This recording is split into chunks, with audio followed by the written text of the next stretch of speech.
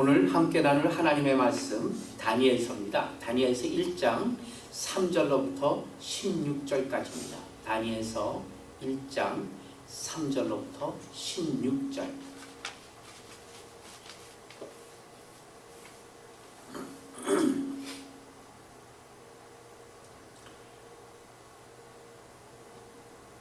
(1장 3절입니다) 왕이 환관장 아스부나스에게 명하여 이스라엘 자손 중에서 왕족과 귀족의 몇 사람, 곧 흠이 없고 아름다우며 모든 재주에 통달하며 지식이 구비하며 학문에 익숙하여 왕궁에 모실 만한 소년들을 데려오게 하였고, 그들에게 갈대아 사람의 학문과 방언을 가르치게 하였고, 또 왕이 지정하여 자기의 진미와 자기의 마시는 포도주에서 그들의 날마다 쓸 것을 주어 3년을 기르게 하였으니, 이는 그 후에 그들이 왕 앞에 모셔서 서게 하려 함이었더라.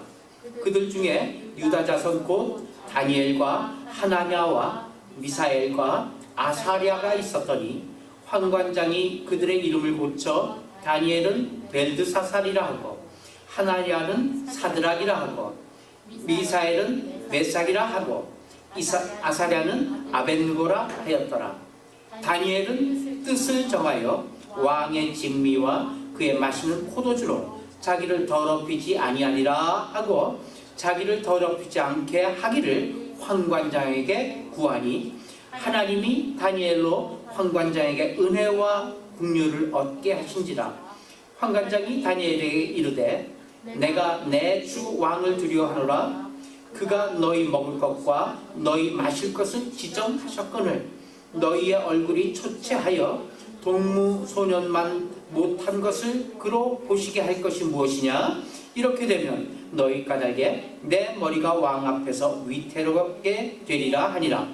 환관장이 세워 다니엘과 하나냐와 미사엘과 아사랴를 감독하게 한 자에게 다니엘이 말하되, 청하오니 당신의 종들을 열흘 동안 시험하여 채식을 주어 먹게 하고 물을 주어 마시게 한 후 당신 앞에서 우리의 얼굴과 왕의 진미를 먹는 소년들의 얼굴을 비교하여 모아서 보이는 대로 종들에게 처분하소서 하매, 그가 그들의 말을 좇아 열흘을 시험하더니 열흘 후에 그들의 얼굴이 더욱 아름답고 살이 더욱 윤택하여 왕의 진미를 먹는 소년들보다 나아 보인지라. 이러므로 감독하는 자가 그들에게 분정된 진미와 마실 포도주를 제하고 채식을 주니라. 아멘. 오늘 다니엘서를 가지고 믿음의 선을 긋자. 그래서 주보에 컷도 선을 긋는 좋은, 요즘에 또 선을 긋기 좋은 그런 도구가 나왔더라고요. 선을 똑바로 그을 수 있는 그러한 마음, 그러한 정신, 그러한 각오 한번 살펴보도록 하겠습니다. 점차 나이를 들어가면 갈수록 좀 더 못해지는 게 있어요. 그 중에 대표적인 것이 방향감각인 것 같아요. 방향감각. 옛날에는 아무리 뱅뱅 돌려놔도 금세 이쪽 방향이다, 저쪽 방향이다, 이렇게 금세 이 방향을 알곤 했어요. 그런데 요즘에는 같은 길을 가다가도 왼쪽인가 오른쪽인가 쫓아도 방향 감각에 둔해지는 것을 봅니다. 그래서 그 방향 감각을 잘 가르쳐주는 걸로 이제 나침판 있죠.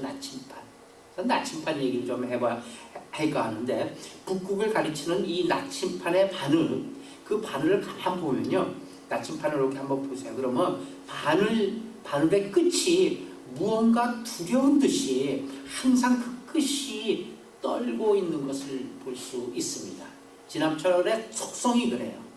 그런데 그 나침판의 그 여린 바늘 끝이 떨고 있다는 것, 그것은 그 나침판이 자신의 사명을 감당하려고 고민하는 몸짓이고 또한 갈등이다, 이렇게 생각이 돼요. 그래서 이 나침판의 바늘이 떨면서 북극을 가르치고 있는 한 그 나침판은 믿어도 좋아요. 확실히 지금 그 나침판은 북극을 가르치려고 노력을 하고 있고 그 가르치는 쪽이 북쪽인 것이 확실해요. 근데요, 그와 반대로 바늘끝이, 나침판이 있는데 나침판의 바늘끝이 불안스럽거나 그렇게 고민스럽게 떠있는 것을 멈추고 어느 한쪽에 고정이 되어 있어요. 나침판이 그렇게 되어 있다면 우리는 그 나침판 버려야 돼요. 그 나침판은 이 바늘에 할 일을 다 한 거예요. 더 이상 바늘이 북극을 가리키고 있는 게 아닙니다. 왜냐하면 떨지 않는 바늘은 이미 자석의 힘을 잃고 있기 때문에 떨지 않는 거예요. 더 이상 나침판이 못 되기 때문에 버려야 한다는 얘기죠. 우리의 믿음의 사람들도 마찬가지예요. 믿는 사람으로서 믿는 사람의 가치관, 믿는 사람의 세계관, 믿는 사람의 인생관을 가지고 살아갑니다. 저 그런 거 없는데 그럼 믿는 사람 아니에요. 그러나 우리가 그렇게 살아가는 그 가치관과 인생관과 세계관이 따로 있는데 우리가 사는 세상은 우리 믿는 사람들과는 다른 가치관과 다른 인생관과 다른 세계관을 갖고 있다는 사실이에요. 세상의 속성이 그렇다는 얘기입니다. 우리 믿는 자로서의 가치관과 이 세상에서 통용되고 있는 가치관 사이에서 우리의 고민이 시작이 되는 거예요. 그래서 우리는 고민이 있어요. 갈등이 있어요. 갈등이 없다. 저는 사는데 세상에서 이제 살고 있는데 전혀 그리스도인에서 갈등 없어요. 그냥 살고 있어요. 그럼 그리스도인이 아니에요. 나침판의 바늘이 떨고 있지 않는 것과 똑같은 거예요. 갈등이 있어요. 고민이 있어요. 이걸 어떻게 살지? 이런 상황을 어떻게 해결하지? 저 사람 내가 어떻게 하지? 갈등, 번민, 고민, 이것은 그리스도인으로서의 당연한 길입니다. 왜? 다르기 때문에요. 우리 그리스도인이 품고 있는 가치관과 생각과 세상에 갖고 있는 속성과는 다르기 때문에 갈등이 있어야만 되는 거예요. 우리는 믿음도 그리고 세상도 어느 것도 버릴 수 없는 존재입니다. 믿음만 따라서 믿음으로만 간다 그러면 산속으로 올라가야 돼요. 그렇지만 우리 기독교는 산속에 올라가고 도사처럼 벽 보고 앉아갖고 도만 닦는 그런 종교가 아닙니다. 그런 건 종교죠. 그렇지만 우리 기독교는 삶 그 자체입니다. 때문에 세상 한가운데서 살아가야 한다는 그런 절대절명의 의식을 갖고 살아야 되는 그러한 믿음인 것이죠. 그래서 믿음도 세상도 어느 것도 버릴 수 없기 때문에 믿음과 세상 사이에서 자칫하면은 이중적인 잣대를 가지고 이중적인 가치관을 가지고 살아갈 수 있게 돼요. 그렇게 살기가 쉬워요. 그리고 그것이 우리의 양심 속에 또한 위선이다. 나는 위선적으로 사는 것 같아. 그렇게 느껴질 때가 있어요. 이중적인 잣대가 있기 때문에. 그래서 갈등이 돼요. 고민이 돼요. 그렇지만 그건 이중적인 잣대가 아니에요. 그리스도인으로서 살고자 분연히 세상 속에서 타협치 아니하고 어떻게 하면 그리스도인으로 살아가겠는가를 고민하는 살아있는 그리스도인의 마음인 것입니다. 예를 들어 보겠습니다. 주일날 쉴 수 없는 직장을 얻게 됐어요. 주일날도 직장에 나가야 돼요. 그 직장이 가스로 얻은 직장이 여지껏 그냥 실직자로 무직자로 백수로 살다가 어떻게 겨우겨우 하나 직장을 얻었는데 들어가 보니 주일날도 일해야 된다. 또한 나는 자식들을 교육시키고 있어요. 그 자식들과 함께 교회를 가고 있어요. 내가 지금 그 직장을 다녀야 합니까? 다시 또 백수로 거리에 나가 앉아야 됩니까? 그 직장을 다녀야 할까요? 다녀야 할까 말아야 할까? 정말 하나님을 믿는 사람이라면 갈등이 되는 거예요. 이런 갈등이 비단 직장뿐만 아니라 여러 가지 우리의 삶의 요소에서 우리를 건지르고 있어요. 그것을 갈등하는 거예요. 하나님을 믿는 믿음을 가진 그런 젊은 신앙인들, 그런 젊은 신앙인들이 바벨론이라는 이방 문화 속에서 어떻게 신앙생활을 하고 어떻게 사회생활을 할 수 있는가? 다니엘과 그의 세 친구인 사드락과 메삭과 아벳느고 바벨론의 궁전에 왔어요. 다시 말해서 세속 문화의 가장 깊은 속에서 왕을 보좌하는 그런 일을 하면서 그들의 믿음은 어떻게 지켰는가? 그들의 믿음을 바라보면서 오늘날 마찬가지 우리들도 세속 문화의 정중앙에 있으면서 그 문화 속에서 살아가야 하는 우리에게 어떠한 것이 잣대가 되고 어떠한 것이 금 긋는 일인가 생각해보는 이 시간이 되고자 원합니다. 오늘날 우리에게 이 세상 속에서 어떻게 믿음을 지킬 것인가? 많은 믿음을 지킬 수 있는 그리고 믿음이 지켜지지 않는 여러 가지 요소가 있어요. 교훈을 한번 살펴보도록 합니다. 다시 한번 강조를 하지만 우리도 세상을 살면서 신앙을 지켜야 되는 거예요. 세상을 등지고 신앙을 지킬 수는 없어요. 뿐만 아니라 이 세상에서도 잘 살아야 돼요. 이 세상에서 못 사는 것은 없지 않아요. 요한복음 17장 15절을 갔다 오요. 시작. 내가 비옵는 것은 저희를 세상에서 데려가시기를 위함이 아니요 오직 악에 빠지지 않게 보존하기를 위함이니이다. 요한복음에서 우리 예수님께서 십자가를 지시기 전날 밤에 하나님 앞에 깊고 깊은 기도를 드리는 기도 내용 중에 하나입니다. 예수님께서 원하시기를, 예수님께서 하나님께 기도하시기를 이들을, 이 세상에 있는 하나님의 사람들을, 다시 얘기하면 예수 그리스도의 제자들을 세상에서 데려가기를 원하는 게 아니에요. 데려가기를 위해서 내가 지금 이렇게 이들을 전도하고 이들에게 하나님의 말씀을 가르친 것이 아니에요. 데려가려면 벌써 데려갔어요. 그러나 데려가는 게 문제가 아니라 데려갈 때 데려가더라도 이 세상에서 남겨두어서 이 세상에서 빛과 소금의 직분을 감당하고 이 세상에서 하나님의 뜻과 하나님의 나라가 되기 위하여 이 세상에 남겨두어야 될 텐데, 그리하면은 이 세상에 있는 악과 대면에서 온전함을 유지해야 돼요. 그렇기 때문에 오직 악에 빠지지 않게 보존하기를 위해서 하나님께 지금 중보기도를 드리고 있노라, 이렇게 얘기하고 있는 것입니다.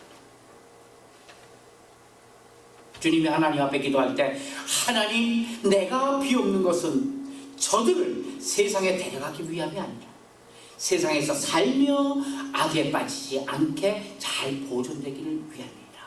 이렇게 기도하신 주님의 말씀과 같이 우리가 세상에 사는 것이 하나님의 뜻입니다.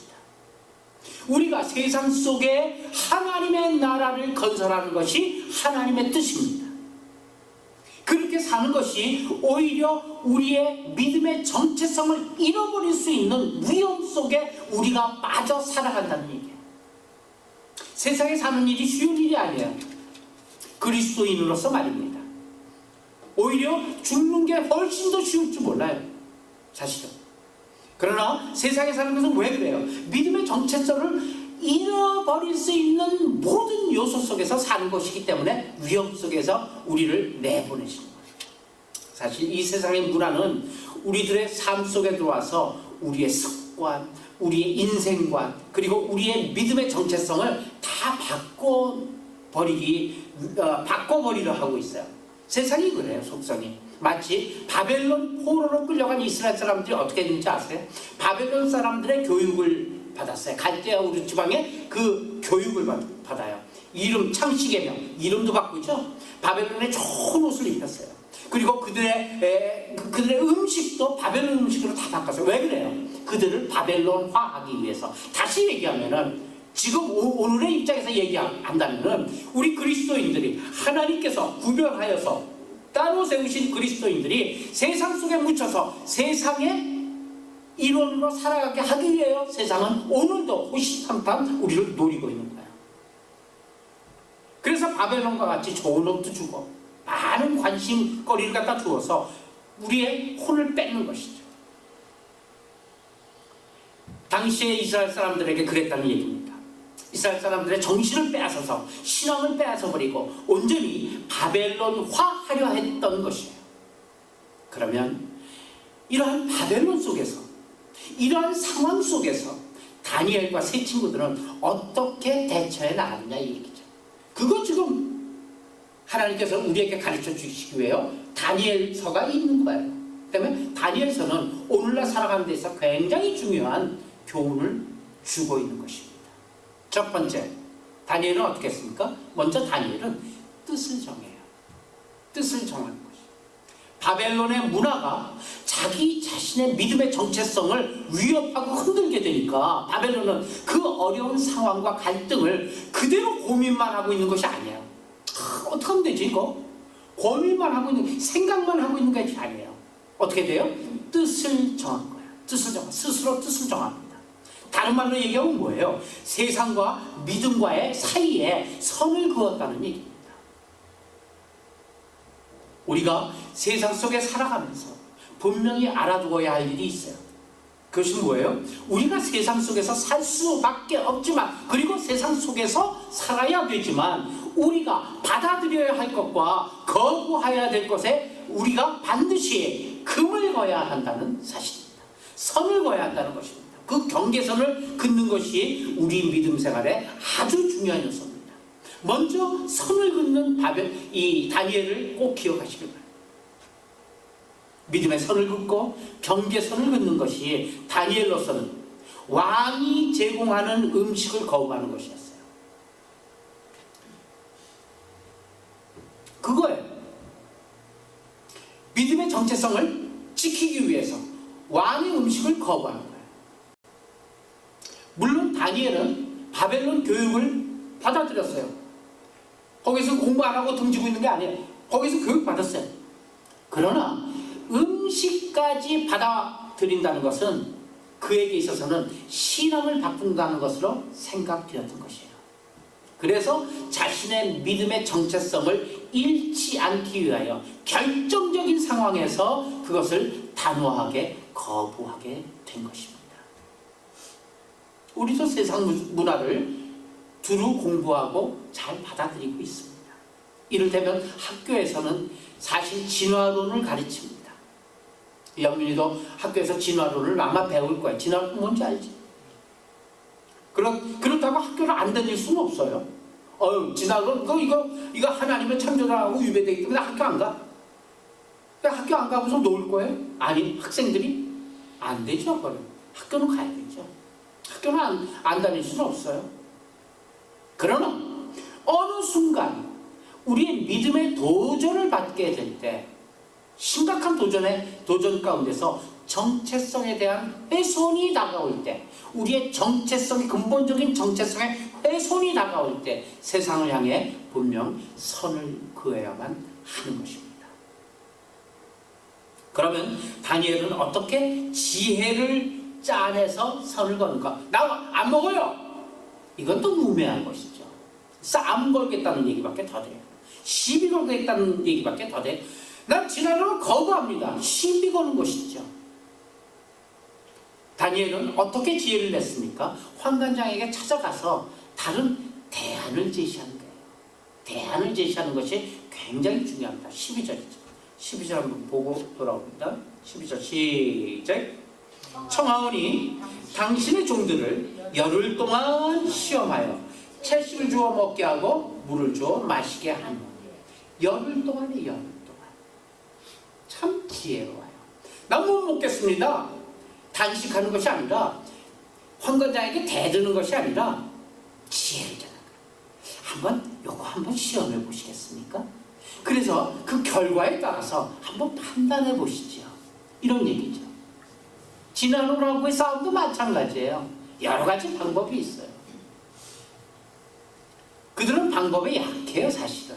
이 진화론자들은 영 고집 속에서 고함치고 있는 것이죠. 억측을 부리고 있죠. 그러나 그 억측은 가만 대안을 내고 지혜를 주면은 넘어지게 돼 있어요. 부서지게 돼 있어요. 근거가 없는 안을 주장하고 있기 때문에 금세 넘어지게 돼 있어요. 무너지게 돼 있어요. 자, 환관장에게 다니엘은 지혜를 냅니다. 열흘 동안만. 열흘 동안만 채식을 하겠다는 얘기죠. 그런데 열흘간 채식을 해서 내가 저 바벨론 소년들, 그러니까 육식을 먹고 있는 저 바벨론 소년들과 비교해서 누가 더 건강한가, 누가 더 얼굴빛이 좋은가 시험해보라고 그렇게 제안을 하게 됩니다. 이 환관장이 다니엘의 청을 들어줍니다. 그러셨구나 합니다. 그런데 갑자기 다니엘이 환관장님 열흘간만 한번 말미를 주시고 이거 좀 이렇게 한번 해보시겠습니까? 이렇게 갑자기 얘기해서 들어준 것은 아니에요. 사실은 다니엘의 성실함 때문에 청을 들어준 것을 잊지 말아야 돼요. 평소 다니엘이 언행이 성실했기 때문에 이 환관장은 다니엘의 부탁을 들어줬다는 사실이에요. 우리가 세상을 살면서 세상을 설득해야 돼요. 그렇죠? 세상 가운데 살아야 되기 때문에 세상을 설득해야 돼요. 근데 세상을 설득하려면 제일 먼저 중요한 게 뭘까요? 그것은 먼저 평소에 성실해야 된다는 사실입니다. 평소에 인정받는 삶을 살아야만 하는 것이죠. 평소에 사람들이 나를 성실하게 여겨서 내 말을 믿을 수 있도록 그렇게 해야만 돼요. 손해를 보게 하고 그렇게 하고 있다가 무슨 세상을 설득하려고 그러면 설득이 되겠습니까? 안 되죠. 싸움밖에 안 되죠. 그러나 오히려 손해를 봐주면서 양보해주면서 섬기면서 살고 있다가 그렇게 남들로부터 일반적으로 평소에 성실함이 인정되었을 때 그렇게 얘기하는 그 얘기를 갖다 거부할 세상은 없습니다.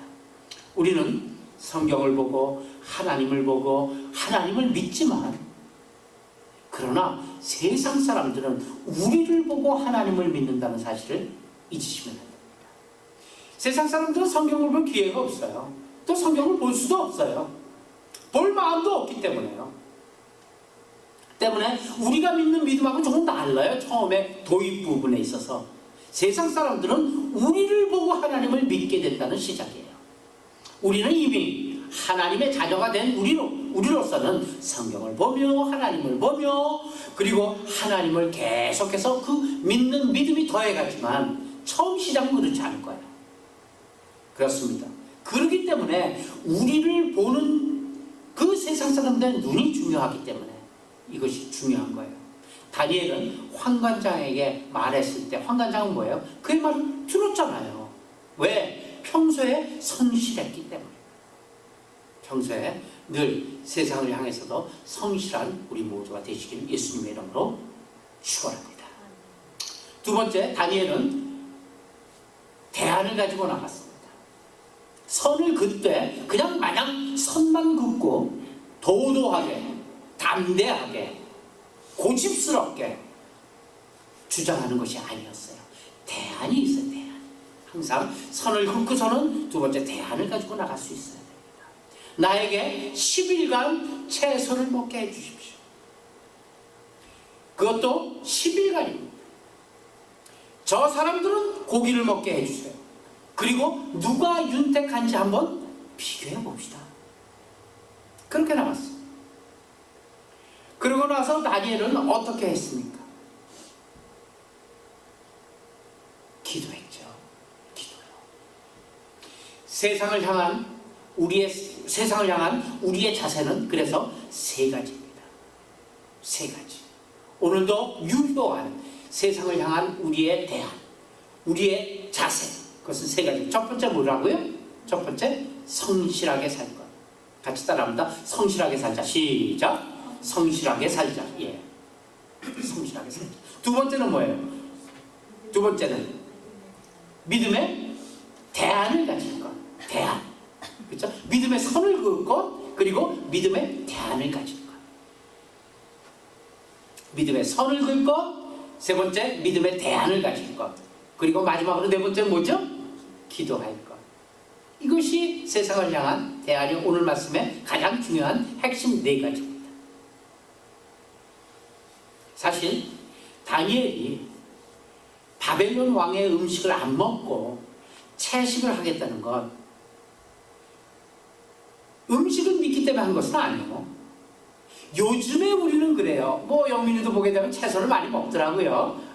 건강을 위해서 채소를 많이 강조하고 있잖아요. 육식보다는 채식이 더 몸에 좋다, 이런 걸 갖다 강조하고 있고, 또 건강에 여러 가지 이 의학적인 결과도 가지고 채식에 대해서 우리 좋은 감정을 갖고 있어요. 우리가 옛날에는 그렇지 않았죠. 사실은 무슨 다니엘이 음식을 믿기 때문에 채식을 먹어도 얼굴이 번들어가고 괜찮은 것이라는 걸 믿기 때문에 이 제안을 한 것은 절대로 아닙니다.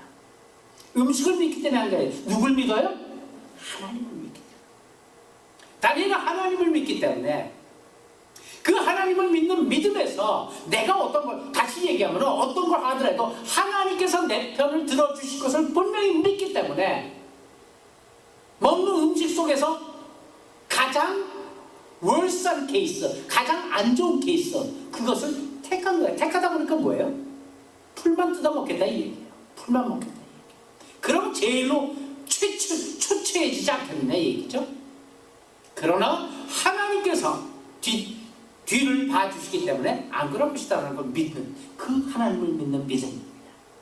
다니엘은 하나님을 믿었기 때문에 그 신앙의 절개를 더욱더 귀중히 여겼기 때문에 내가 선을 긋고 이것을 대안을 가지고 이 대안을 제시하여 하나님의 살아계심을, 하나님이 우리랑 함께 하심을 세상에 드러나겠노라, 이런 각오와 이런 결단 속에서 하나님 앞에 기도하기 시작한 것입니다.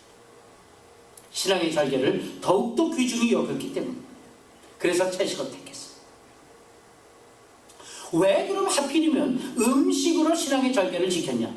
사실 그 음식과 그 고기는 바벨론의 우상 제물이었죠. 그렇죠? 우상 제물 앞에 놓았던 것이에요. 다니엘은 신앙의 절개를 귀중히 여겼기 때문에 채식을 했는데 그것은 참 귀한 것이죠.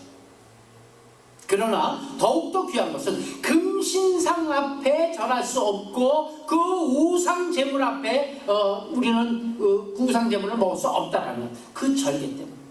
세 친구들도 마찬가지예요. 느부갓네살 왕이 금신상 앞에 절하게 했어요. 그러니까 우리는 죽어도 금신상 앞에 절할 수는 없다, 이렇게 얘기했습니다.